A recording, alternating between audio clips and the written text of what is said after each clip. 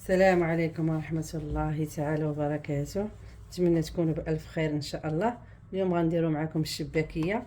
عندنا هنا 500 غرام ديال الدقيق، عندنا هنايا نص كاس ديال الزيت العود والزيت العادية، كاس ديال الجلجلان، تتعبروا الكاس عاد طحنوه. عندي هنايا نص كاس ديال الزبدة بوغنوازير تقريبا 80 غرام. عندي هنايا نص كاس ديال الخل، فيه واحد الدويمه ديال نص كاس ديال المزهر، عفوا فيه واحد الدويمه وفيه واحد شويه ديال الزعفران شعر. عندي هنايا نص كاس ديال اللوز، انا كان عندي هنا غير اللوز بودره عاود طحنته غندير، اللي بغى يدير الاخر عادي يدير. واحد صفر بيضه. عندي هنا واحد جوج حبات ديال المسكه حره طحنتهم مع الفورس، معلقه صغيره ديال القرفه، معلقه كبيره ديال النافع وحبه حلاوه، جوج معالق ديال الخل. عندي هنايا نص خماره 4 غرام. عندي هنا نص كاس ديال الماء دافي غنخلطو مع مزهر. غنبداو على بركه الله. دابا غناخدو الدقيق غنديرو مع كاع النواشف، اللوز، الجلجلان، المسكه حره اللي مطحونه مع الدقيق، الخماره نص خماره، قرفه، معلقه كبيره وشويه ديال النافع وحبه حلاوه. وغنبسبسوهم مزيان تندخلوا النواشف مع الدقيق، عاد نديرو السوائل.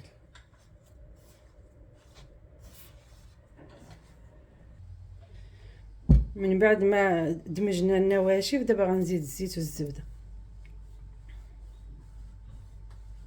عندنا نص كاس ديال الزيت بين زيت العود وزيت عاديه، وغنديرو هنا الزبده.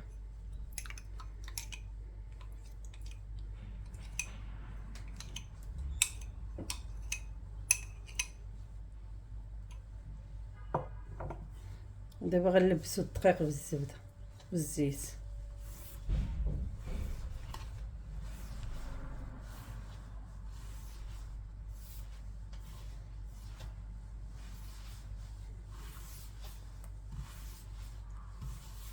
حتى يترملوا مزيان، عاد نزيدو الماء ومزهر.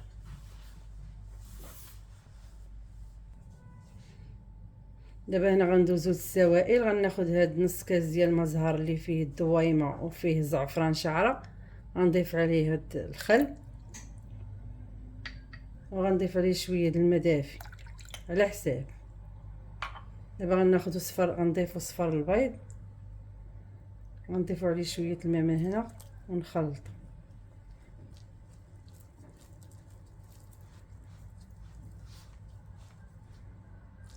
عاد نبداو نضيفو في السوائل ونجمع. خاص العجينه تكون قاصحه.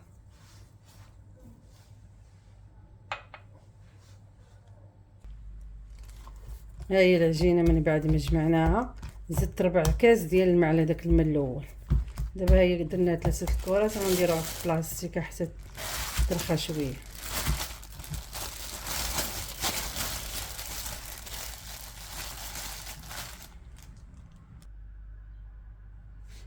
ها هي العجينه من بعد ما ارتاحت غنورقوها شويه ونطويوها على 4 بحال الشكل مسمن،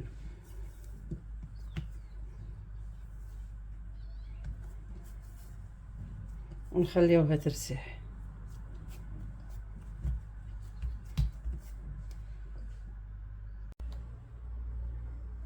العجينه من بعد ما ارتاحت حنا ورقناها في الوراقه، واللي ما عندوش الوراقه راه بالمدلك عادي. ها هو السمك اللي درتو فيها على هذا الشكل.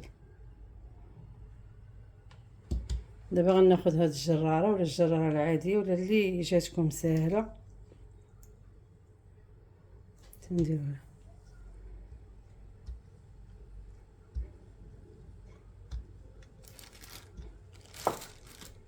هذه كتسهل بالنسبه للمبتدئات. غنحيدو هاد الجناب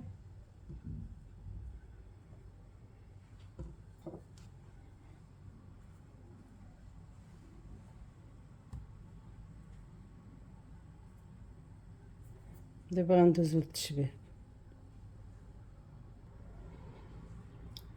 كناخدو بحال هكا كنديرو جوج فوق جوج على هذا الشكل، وهذه تنديروها هنا وتنجمعوا على هذا الشكل، كنقرصوها من هنا وتنقلبوا. وها هي الشباكيه واجد، تنجمعوها هنا من الجناب. نعاود معكم وحده.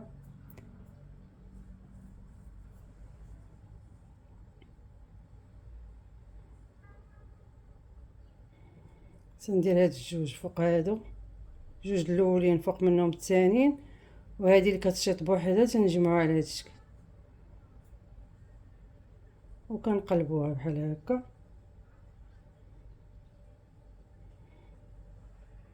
وتنجمعوا ليها هاد الجناب. ها الشباكيه واجد. ها هي الكميه اللي عطاتنا نص كيلو ديال الدقيق. شوفوا ما شاء الله كتخرج. دابا غندوزو نقليوه. من بعد ما كملنا الشباكيه دابا درتها تقلى، انا قليتها. دابا غنوريكم خاصها يكون لونها مذهب على هذا الشكل.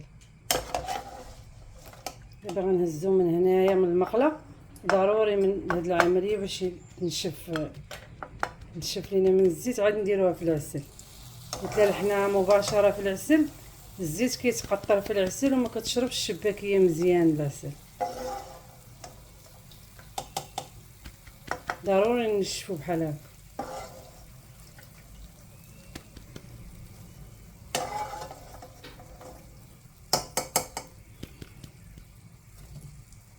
حتى نكملوها كامله ونتلاقاو في الشكل النهائي.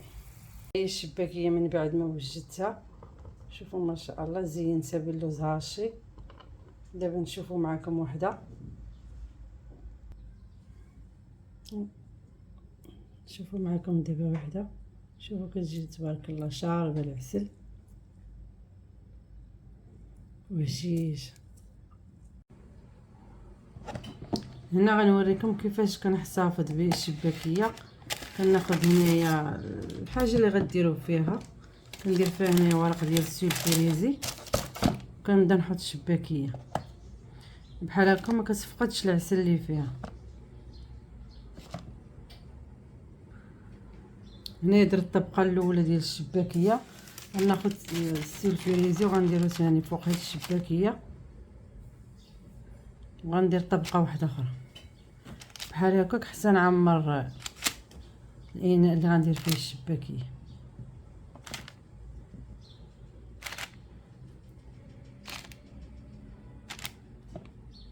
بحال هكا كتحتفظ بالعسل ديالها، ما كينزلش القاع ديال السطر ولا ديال السبير.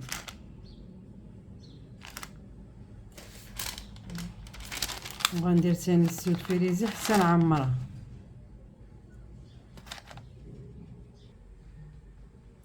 ها هي الكميه كملتها، كتجي على هذا الشكل، كتبقى شاده العسل. بالنسبه اللي دار كميه كثيره كيدير لها الطريقه ويديرها في المجمد.